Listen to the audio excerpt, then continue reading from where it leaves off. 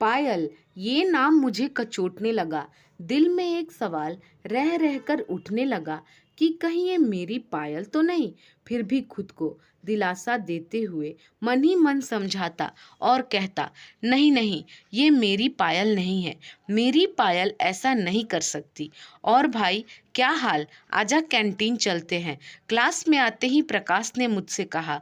दोस्तों के बीच कंजूसी लाल के नाम से मशहूर प्रकाश के मुंह से कैंटीन जाने की बात सुनकर मुझे थोड़ी हैरानी हुई और मैं विषम भाव से एक पल के लिए उसकी तरफ देखते ही रह गया।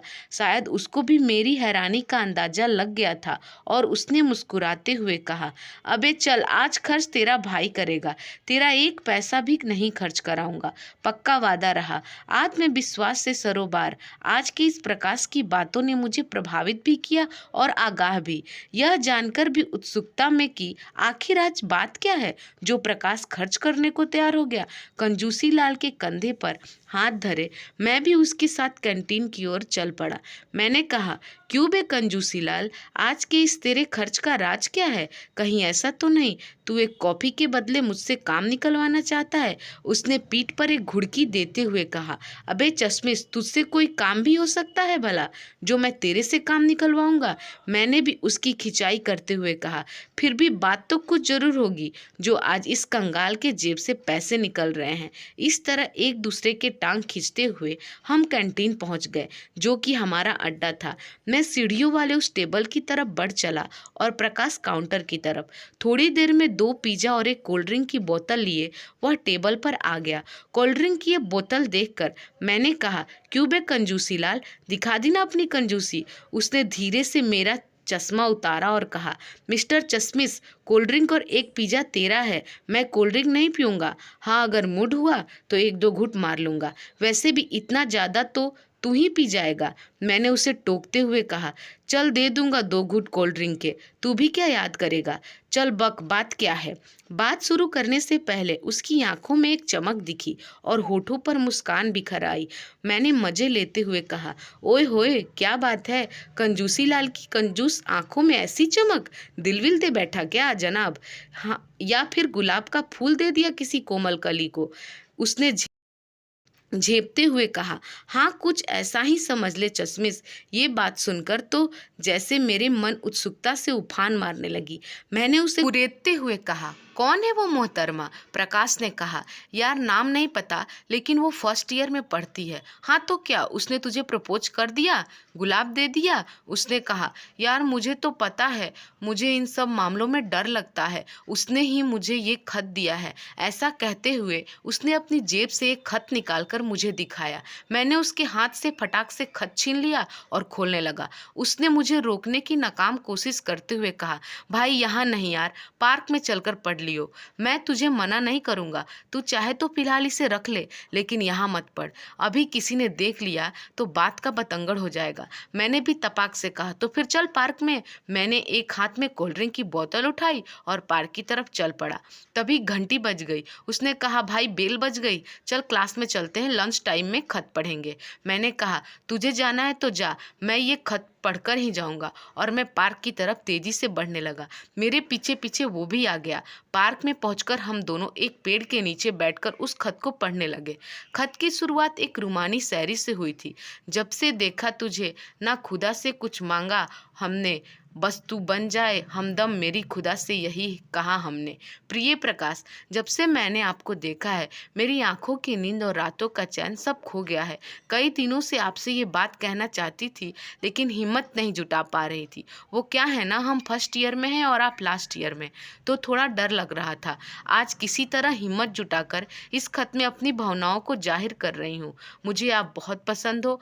मैं नहीं जानती कि आपको मैं पसंद हूँ या नहीं, लेकिन फिर भी आपको अपना जीवन साथी बनाने का कामना रखती हूँ। जैसा भी होगा, खत पढ़ने के बाद आप जवाब जरूर दीजिएगा। आपकी पायल। खत खत्म करते ही प्रकाश के चेहरे की चमक और बढ़ गई और मेरी फीकी पड़ गई। पायल, ये नाम मुझे कचोटने लगा। दिल में एक सवाल रह रहकर उठने लगा कि कहीं ये मेरी पायल तो नहीं है। फिर खुद को समझाते हुए, दिलासा देते हुए कहा, नहीं नहीं, ये मेरी पायल नहीं है, मेरी पायल ऐसा नहीं कर सकती। वो मुझे छोड़कर किसी और का हाथ नहीं थाम सकती। अगर उसे ऐतराज होता तो जैसा कि मैंने उसे खत में लिखा था, वह ऐतराज होने पर ना मैं जवाब जरूर देती, और फिर मैं यूं रोज देखकर मुस्कुराती क्यों भला। मुझे इस तरह ख्यालों में डूबा देखकर प्रकाश ने मुझसे पूछा, अब तुझे क्या हो गया? तेरे दिल पर सांप क्यों लौटने लगा? भाई की खुशी बर्दाश्त नहीं हो रही क्या?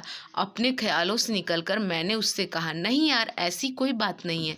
वैसे तेरी ये मोहतरमा को हम एक नज़र देख सकते हैं क्या? उसने कहा, हाँ क्यों नहीं यार, जब तूने उसके दिल की बात पढ़ ली तो देखने में क्या हर्ज है। लंच में दिखाता हूँ तुझे। लेकिन मुझे सब्र कहाँ हो रहा था। मैंने कहा, लंच में क्यों, अभी क्यों नहीं? वैसे भी फर्स्ट ईयर का क्लास तो अपने क्लास से पहले ही पढ़ता है। तू बस यह बता देना कहाँ बैठी है। उसने कहा, ठीक है चल, और हम क्लास की ओर बढ़ चले। उस तरफ के चौथे बेंच पर किनारे की तरफ पीली सूट में जो है ना, वही ये खत वाली पायल है। प्रकाश ने मुझसे धीरे से कहा। मैंने एक नज़र खत वाली पायल को देखा और ऐसा लगा जैसे मुझ पर कोई वज्रपात हो गया हो। मुझे अपनी आंखों पर भरोसा ही नहीं हो रहा था कि ये सच में मेरी पायल है, जिसे मैंने प्यार का इजहार करते हुए खत लिखा था। खैर लंच का वक्त हुआ। प्रकाश ने मुझसे कहा, भाई मिलने चलेगा क्या? मैंने कहा, नहीं तू जा, मैं जाकर वहाँ क्या करूँगा? खामाखा कबाड़ में हड्डी बनने से कोई फ़ायदा नहीं है। इसके बाद वह चला गया और पार्क में जाकर गुनगुनी धूप का आनंद लेने लगा। लंच खत्म होने के बाद मैं वहीं बैठा रहा। कुछ देर बाद वह मुझे ढूंढते हुए मेरे पास पहुंच गया। उसने कहा, नहीं मेरे साथ कुछ नहीं हुआ, तेरे बारे में सोचकर थोड़ा उदास हो गया था। उसके मुंह से यह सुनकर तो मुझे 440 वोल्ट का झटका लगा। मैंने कहा, मेरे बारे में सोचकर क्या मतलब है तेरा? उसने कहा, पायल ने मुझे सब बता दिया है चश्मिश। रात से पर्दा उठाते हुए उसने कहा, पता है चश्मिश, पायल तेरे से कभी प्यार ही नहीं करती थी। वो तो हमेशा तुझे बड़े भाई की नज़र से देखा करती थी। उस दिन जब तुमने उसे खत दिया था ना, तो उसने बड़ा आश्चर्य हुआ था, और खत में तेरे इजहारे मोहब्बत को पढ़कर उसे बहुत बुरा लगा था। इसलिए उसने उसी वक्त खत को फाड़कर फेंक दिया और जवाब नहीं दिया। लेकिन उसे क्या पता था कि जवाब नहीं देने पर उस मुस्कान को तुम हाँ का इशारा समझ बैठोगे। वैसे उसने तेरे लिए कुछ दिया है। ऐसा कहते हुए प्रकाश ने अपनी जेब से एक पेज का टुकड़ा निकाला और मुझे थमाकर चला गया। मैंने उसे खोलकर देखा तो उस पर लिखा था, मुझे माफ़ कर दीजिएगा, मैं आपसे प्यार नहीं करती हूँ। मेरा दिल तो आपके मित्र प्रकाश में बसता है। मैंने पन्ने को फाड़कर फेंक दिया और अनायास ही मेरे मुंह से निकल गया, हरजाई।